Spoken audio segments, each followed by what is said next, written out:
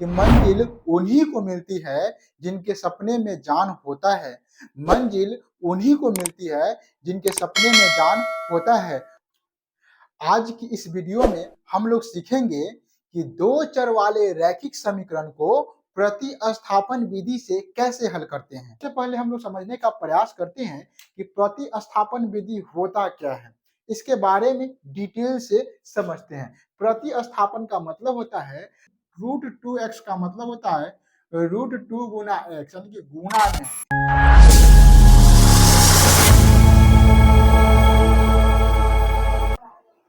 Hello दोस्तों, स्वागत है आपको अपना यूट्यूब चैनल ग्रो ज्ञान ऑफिशियल पर। आशा करते हैं आप लोग स्वस्थ होंगे, मस्त होंगे और अपनी मंजिल को पाने के लिए जी जान से मेहनत कर रहे होंगे। इसलिए कहते हैं कि मंजिल उन्हीं को मिलती है जिनके सपने में जान होता है। मंजिल उन्हीं को मिलती है जिनके सपने में जान होता है। पंख से कुछ नहीं होता है, हौसलों से उड़ान होता है। आज की इस वीडियो में हम लोग सीखेंगे कि दो चर वाले रैखिक समीकरण को प्रतिस्थापन विधि से कैसे हल करते हैं। प्रतिस्थापन विधि क्या होता है, इसको बहुत ही बारीकी से और विस्तार से समझने का प्रयास करते हैं। एक्सरसाइज है 3.3 का क्वेश्चन नंबर 1 का 5वां नंबर क्वेश्चन है। यहाँ पे कह रहा है निम्नलिखित समीकरण यू को प्रतिस्थापन विधि से हल करें। समीकरण दिया हुआ है √2x प्लस √3y बराबर 0 और √3x माइनस √8y बराबर 0। सबसे पहले हम लोग समझने का प्रयास करते हैं कि प्रतिस्थापन विधि होता क्या है। इसके बारे में डिटेल से समझते हैं। प्रतिस्थापन का मतलब होता है प्रत्येक में से एक का मान विस्थापित करके, मतलब अलग करके, स्थापित करके और दूसरे समीकरण में डालना। दूसरे समीकरण में डालना प्रतिस्थापन विधि कहलाता है। यानी कि एक में से किसी x का या y का मान को स्थापित कर लेते हैं, निकाल लेते हैं और उसको दूसरे समीकरण में डालते हैं तो हमको किसी का मान पता चलता है, या x या y का मान, तो हम कहते हैं प्रतिस्थापन विधि। देखिए यहाँ पर x है, y है। अगर यहाँ से हम x का मान निकालेंगे तो y के टर्म में निकलेगा और यहाँ से अगर y का मान निकालेंगे तो x का टर्म में निकलेगा और यही मान हम इसमें रखेंगे तो हमको क्या करेगा, एक हल मिलेगा और इसी हल को बोलते हैं प्रतिस्थापन विधि। इसको मान लेते हैं समीकरण 1 और इसको मान लेते हैं समीकरण 2।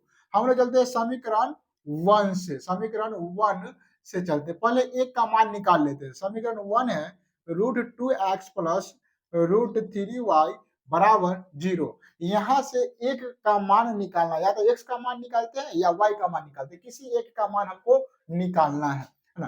तो यहाँ से हम लोग क्या करते हैं, x का मान निकाल लेते हैं। तो क्या करेंगे, x का मान निकाले तो एक साइड कुछ नहीं रहना चाहिए, तो इसको भी इस साइड भेजाएंगे और इसको भी इस साइड भेजाएंगे। तो आपको बताए थे है ना कि पहले क्या भेजाते हैं, पड़ोसिया को भेजाते, हाँ पड़ोसिया को भेजाते, बाद में रिश्तेदार को भेजाएंगे। तो यहाँ प्लस है तो ये जाएगा माइनस में, तो क्या हो जाएगा 0 माइनस √3y हो जाएगा। अब हमको x का मान निकालना था, रिश्तेदार यानी कि +2, 2 जाएगा। इधर क्या है 2x, यानी कि √2x का मतलब होता है √2 गुना x, यानी कि गुणा में है। तो इधर आएगा तो कति में आएगा, भाग में। तो x का मान निकालेंगे यहाँ से, तो माइनस 0 में से कोई अंक घटेगा तो वही अंक रह जाता है, तो माइनस √3y बटा √2। यहाँ से x का मान हमको निकल गया। जब x का मान निकला है तो इन्हीं x को मान को हम समीकरण दूसरा में रखेंगे, जहां x y दिखाई दे रहा है ना, वहां पर हम रखेंगे x का मान के। जब x का मान रखेंगे तो वहां से हमको x x दोनों में हो जाएगा, y y दोनों में हो जाएगा, तो y का मान हमको निकलेगा। ठीक है, तो यहां से क्या करते हैं, लिखते हैं समीकरण, ठीक है, समीकरण 2 में x का मान रखने पर कितना निकला x का मान, -√3y बटा 2। समीकरण 2 यहाँ पर है, लिख लेते पहले √3x माइनस √8y बराबर 0। यहाँ से x का मान रखेंगे तो क्या हो जाएगा, √3x यहाँ पर लिखेंगे क्या, माइनस √3y बटा 2, यहाँ माइनस √8y बराबर 0। देखिए ई भी y में है, ई भी y में है। ठीक है, यहाँ पर आपको क्या करेंगे, गुना करेंगे, रूट में √3 से √3 में गुना करेंगे। आपको पता है कि रूट कब हटता है, जब किसी भी संख्या के पावर 2 हो जाता है।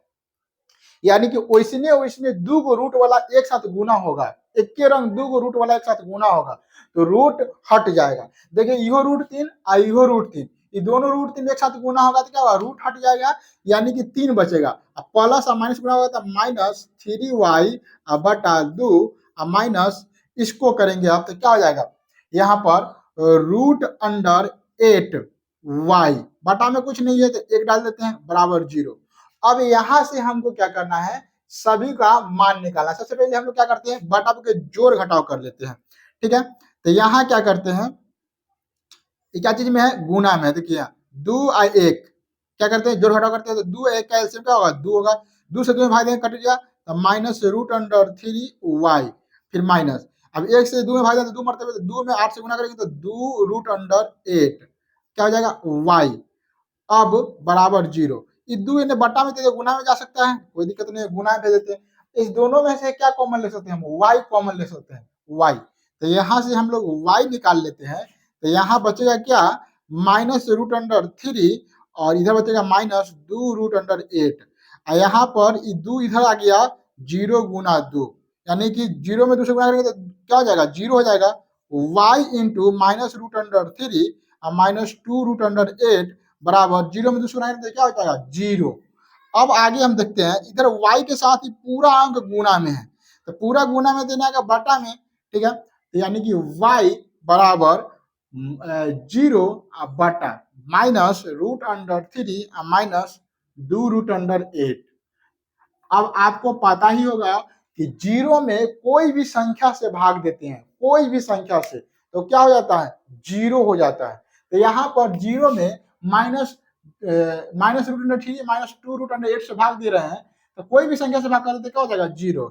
यानी कि x का मान y का मान हमको क्या निकल गया, 0।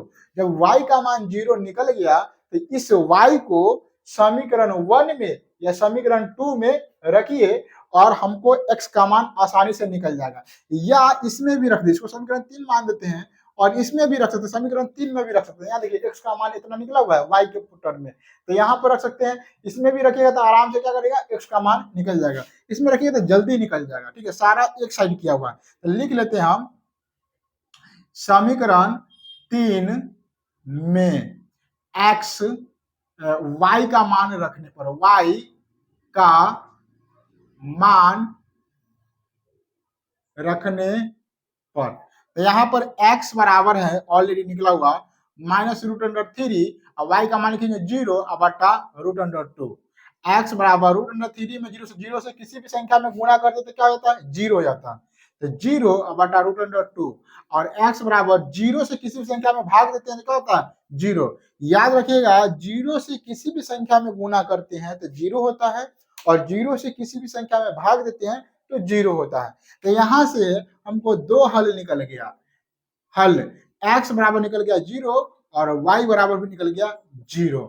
इस प्रकार x का मान एक समीकरण से प्रतिस्थापित करके दूसरे समीकरण में डाल देते हैं और हम x का और y का मान निकालते हैं।